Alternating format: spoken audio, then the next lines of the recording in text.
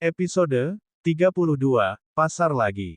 Pagi hari Mela bangun terlebih dahulu dan berkata pada sang ibu tak perlu memasak karena mereka akan sarapan di pasar, dan Mela hanya membuat roti bakar untuk sekedar mengganjal perut. Sedang Kenzo sudah dibawa Pak Salim dan Bu Nur ke kebun bersama Joko dan Joni. Tak lama Han dan Tio menuju meja makan sudah dengan baju santai. "Wih, kopi dan roti bakar nih, kamu tahu aja Mel kalau udah lapar," kata Tio mengambil roti. Mana nih yang lain?" tanya Han menyeruput kopi ya. "Bentar lagi juga turun dan ngumpul, kalau bapak dan ibu udah ke kebun bareng Kenzo," kata Mela. "Guys, ayo kumpul, udah siang nih," teriak Mela. Tio dan Han merasa pendengarannya sedikit sakit akibat teriakan Mela. "Mel kira-kira kali, masak teriak pagi-pagi," protes Han. Mela hanya tertawa. Tak lama semua sudah berkumpul di meja makan. Setelah mengganjal perut mereka mengambil sepeda dan akan bersepeda menuju pasar untuk cari sarapan nasi rames.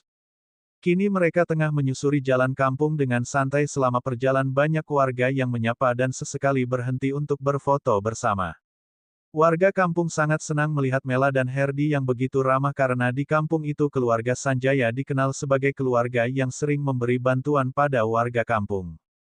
Tak lama mereka melintasi rumah Juragan Basuki karena mereka mengambil jalan yang sedikit jauh, terlihat banyak orang yang berkumpul. Mela yang penasaran menghentikan sepedanya.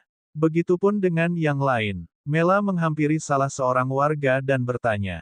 "Ada apa Pak di rumah Juragan Basuki?" tanya Mela. "Oh, Nyonya Mela," kata Pak Ucup. "Panggil Mela aja Pak, gak usah pakai Nyonya," protes Mela. Iya Mel, itu Bu Maya sakit dan Agung membuat onar," kata Pak Ucup. "Buat onar apa Pak?" tanya Herdi. "Itu Tuan, Agung sekarang sering mabuk-mabukan dan juga suka gonta-ganti perempuan, bahkan Juragan Basuki sudah angkat tangan," jelas Pak Ucup. "Oh, baik Pak, makasih ya, dan ini buat beli sarapan sama temen-temennya di kebun ya," kata Herdi memberi 3 lembar uang 100.000. "Terima kasih banyak Tuan, mari saya ke kebun ya," pamit Pak Ucup yang senang karena dapat rejeki dari Herdi. "Ya udah, kita lanjut ke pasar yuk," ajak Mela. Sedang Herdi tahu meski Mela hanya peduli bagaimanapun Agung pernah menjadi masalahku dari hidup Mela. Setelah bersepeda cukup lama mereka pun sampai di pasar yang terlihat ramai. Seperti biasa Mia dan Rio sudah berdebat dan tak sengaja menabrak preman yang dulu. Mela yang mencari keberadaan Mia dan Rio dibuat kaget melihat kedua anaknya dikerumuni preman. "Hei, lepaskan mereka," sarkat Mela. "Cih gadis sialan, suka banget ikut campur," kata preman yang botak sambil mau memukul Mela. Mela menangis dan langsung mematahkan tangan preman itu, dan menatap tajam pada yang lain yang sudah ketakutan. Mia mengingat sesuatu. Bunda gadis yang pernah nyelamatin aku dan Rio dipasarkan," kata Mia. "Kakak ingat, padahal dulu Bunda sedikit berantakan," kata Mela. Bunda selalu ada buat kami," kata Mia memeluk Mela, begitupun Rio. "Hei, kok pelukan sih, kami dicuekin nih, ayo," katanya mau cari sarapan, kata Herdi. Siska tertawa melihat Han dan Tio yang masih kaget melihat Mela menghajar preman. "Hei kalian bertiga ayo," kata Herdi. "Hei, berhenti pasang wajah bodoh kali. Mela memang pelatih karate dan juga pemegang sabuk hitam," kata Siska pada Han dan Tio. "Ya Tuhan, Nyonya satu ini penuh kejutan ternyata," kata Han Tio bersamaan. Mereka sampai di sebuah warung sederhana di tengah pasar dan Mela sudah memesan nasi rames spesial, dan teh hangat. Pesanan pun datang, mereka semua menikmati sarapan yang begitu enak, bahkan Han, Herdi dan Tio nambah, sedang Rio menikmati sate telur puyuh dan kerang. Mereka menjadi pusat perhatian karena penampilan yang terlihat berbeda, dengan baju santai dan sepatu sneaker.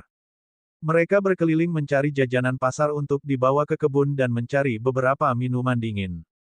Setelah dapat mereka melanjutkan menuju kebun milik Pak Salim, benar saja sedang panen singkong. Sedang Kenzo tengah bermain bersama anak-anak kampung di sana, bahkan Bu Nur terlihat bahagia bersama Kenzo. Mereka berkumpul di saung yang ada di tengah sawah. Mela melepas sepatu dan berjalan menuju ke arah Pak Salim. "Pak, minta singkongnya dong, buat dibakar," kata Mela. "Iya Nduk, mau cabut sendiri, Pak dicabutin?" tanya Pak Salim. "Mela cabut sendiri aja ya," kata Mela mulai mencabut. Semua kelakuan Mela diamati oleh semua yang ada di saung.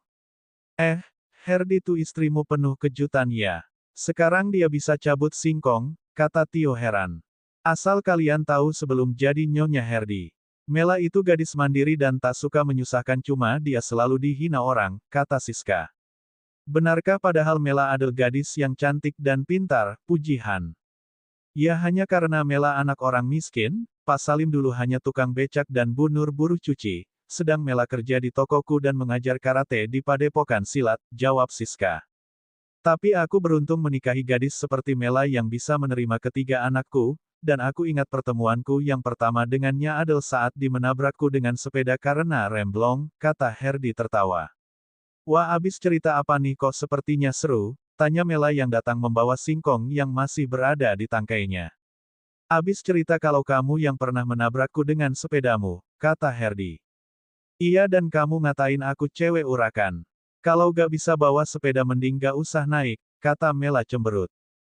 Iya dan sekarang malah aku menikahi gadis urakan itu, hahaha, tawa Herdi. Nyonya tuh singkong buat apa, tanya Han. Mau dibakar? Enak tahu mumpung di sini aku mau puas-puas makanya, kata Mela-Mela mengambil kayu bakar yang ada di bawah saung dan mulai menyalakan api dengan mudah kemudian Mela melempar singkong-singkong itu ke dalam api. Mereka menunggu 30 menit sampai apinya padam dan singkong pun matang, mereka menikmati singkong bakar sambil melihat Pak Salim yang panen raya. Bersambung. Jangan lupa subscribe dan like, agar tidak ketinggalan video selanjutnya.